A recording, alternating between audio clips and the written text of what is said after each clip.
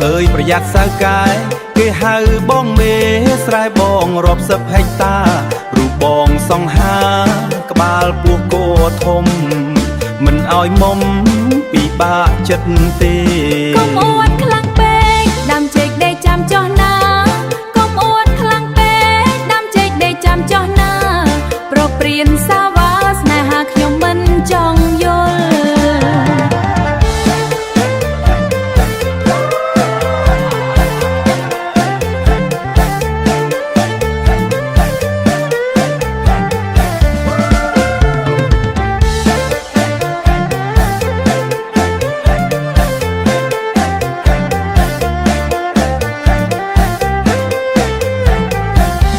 ប្រយ័ត្នអត់គូ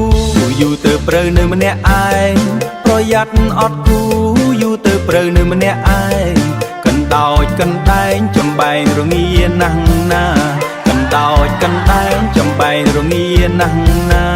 សនៅទំនេរមិនប្រាថ្នាទេ